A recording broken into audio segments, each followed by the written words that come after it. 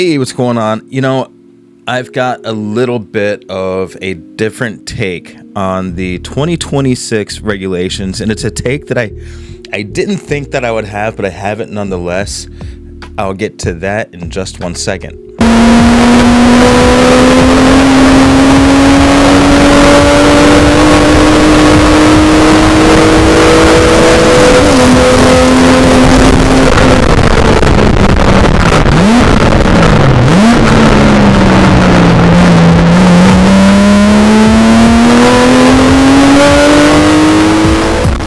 The first thing I wanted to talk about was the 2029 GMC Jimmy. I got this information from an article in Motor Trend, and it turns out that GMC is going to make one of those boxy, old school looking SUVs that's actually based on a truck body or on a truck platform that I love so much. If you've been watching my channel, then you know I drive a 2023 Ford Bronco. It's got the 2.3 liter straight four. It's turbocharged, and I got that because it is mated to a 7-speed manual gearbox, and that is just my favorite driving experience.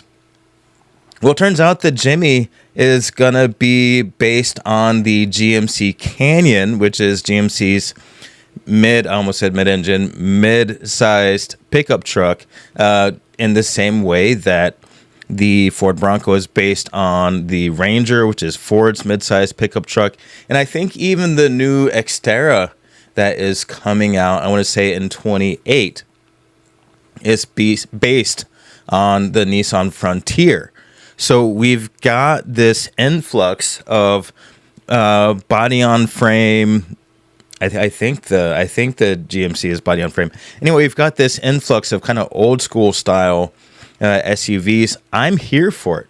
Now, the GMC entry I think is a little bit late. I mean, the Bronco came out in 2021, I want to say, and this Jimmy isn't going to hit showroom floors until 2029, I want to say. So they are 8 years late to the party. But if it is, a cool gas-powered engine, actually gas, 2.7 liter straight four is what I think they're going to be using. It's a 310 horsepower engine, 430 foot-pounds of torque, and I think they are going to have a gas-only variant. Don't know yet if it's going to be a hybrid. I know that a lot of the SUVs that are coming out right now are hybrid. I'm not a fan of that. I think simplicity is better.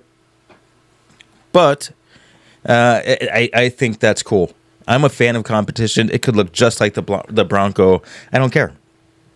Hyundai, they came out with a boxy concept, and that one is going to be a hybrid. It looks just like the Bronco. I don't care. I just like the competition. I want there to be more roadsters and muscle cars and cheaper pickup trucks and boxy SUVs that are actually sporty. And guess what? Bring back some sedans. Bring back some cool sport coupes that don't cost a lot of money, that have manual transmissions and gas-only powertrains. Bring back some estate cars, aka wagons. Let's get some variety back in the mix, and let's stop designing cars that look like very, very boring bars of soap. Let's get back into it. I think if they're starting to build boxier SUVs and people are moving toward boxier SUVs, bigger SUVs, maybe the smaller ones will start to be a little bit less trendy, and maybe we can move back into sedans and the car market can heal itself, because my gosh, what a terrible, terrible place it is. Now, that's a great segue, actually, into my take on the 2026 Formula One regulations.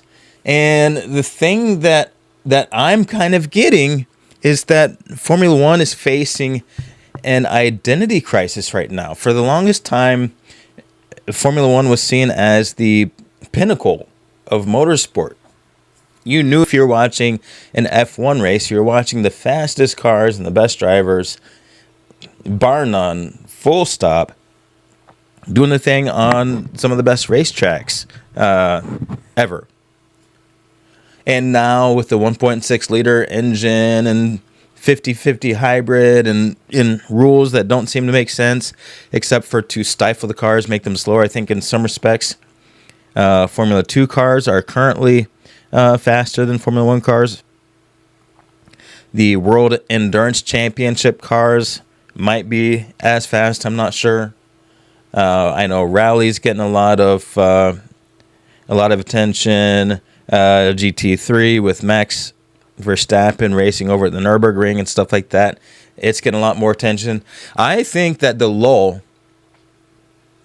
in Formula 1 has actually been a good thing for motorsport in general, because it's forcing people who got into Formula 1 but are still exploring to discover new motorsports.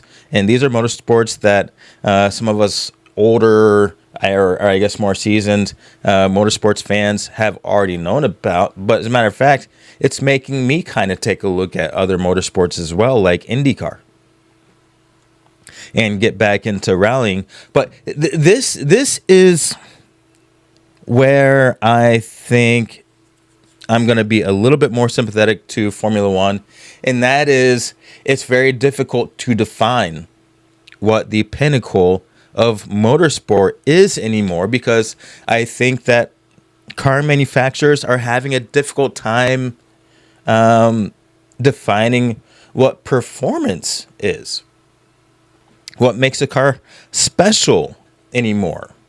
See, the equation used to be really simple.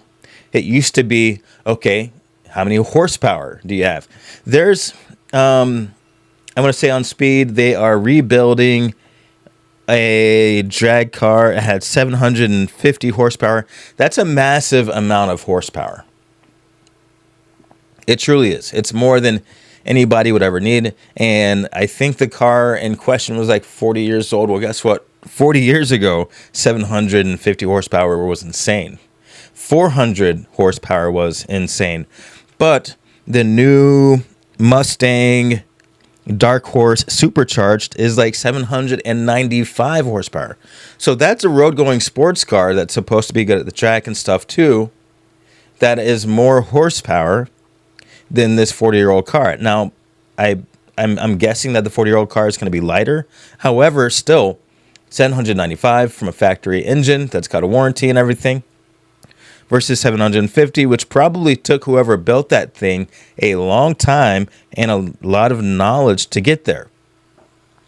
My point is this: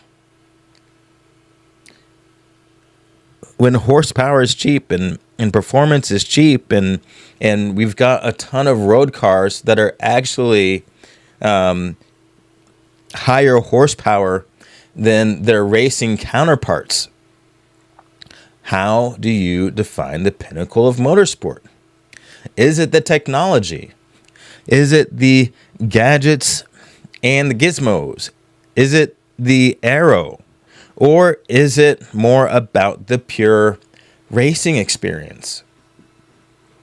See, I think the automotive industry has kind of backed itself into a corner, and they are trying to figure out, how do we define performance, which means that Formula 1 is now reacting to the car market and trying to figure out, how do we define pinnacle?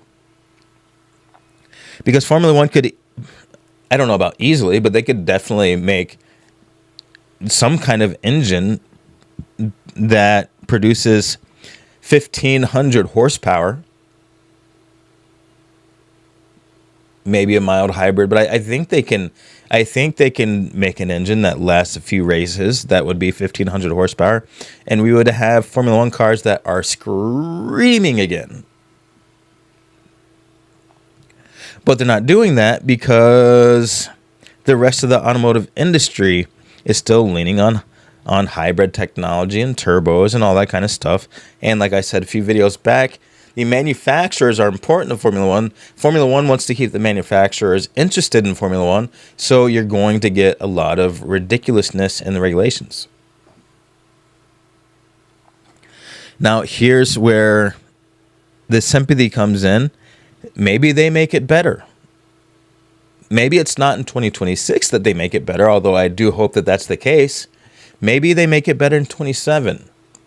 Maybe it gets increasingly better in 28. And then by the time 31 comes along, we're back to combustion-powered V10s that are based on sustainable fuels and maybe a mild hybrid to keep electric people entertained. I've tried to read through the kilowatts and the megajoules and the super clipping and all that kind of stuff. It's all stuff that I did not have to talk about last year because it wasn't relevant last year. And I can only hope that it's not as relevant for the rest of this year or at least in 2027 because it's boring. But again, I'm giving Formula One a little bit of sympathy because, they're trying to move with the times. They're trying to adjust with the times. Now, the manufacturers, are they at fault for kind of messing up the times? Yeah. But if they can adjust, then I will just say, hey, you know what? Formula One has made a mistake. I think if they don't adjust and they come up with the same problems going into 27, 28, they're going to see their market share depleted. And you're going to see folks like Max Verstappen, Lance Stroll, and others kind of diluting the fan base because they're going to be moving on to other stuff. And at this point, a lot of these drivers are such big celebrities that they could pull motorsport fans into different racing series if they wanted to. I do think that that's possible, especially if Formula One is no longer the pinnacle of the fastest cars on the racetrack.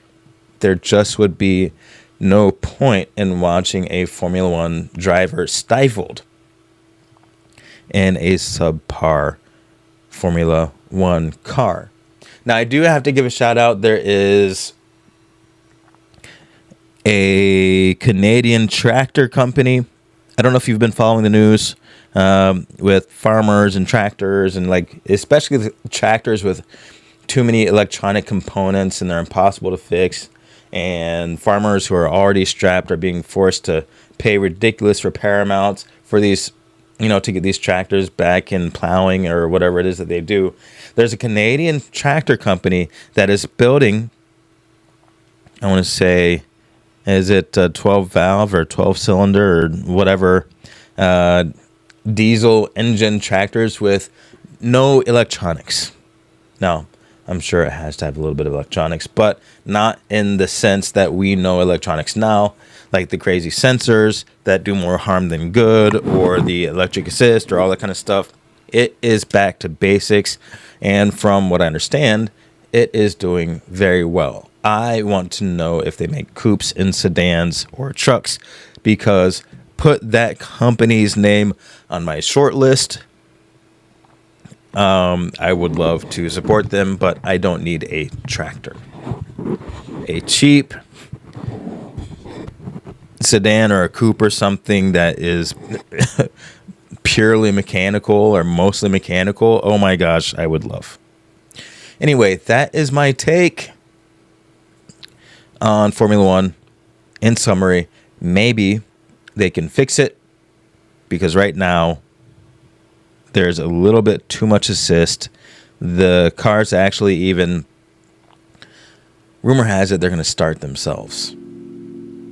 Like, lights out and away we go. It's the start reaction is no longer based on the driver. There's going to be something that just boop, the car pushes off. Guys, you got to fix that. All right, I've been Dalton. This has been the Petrol List, and you have been great. Thanks for watching. I'll see you next time. I'm out.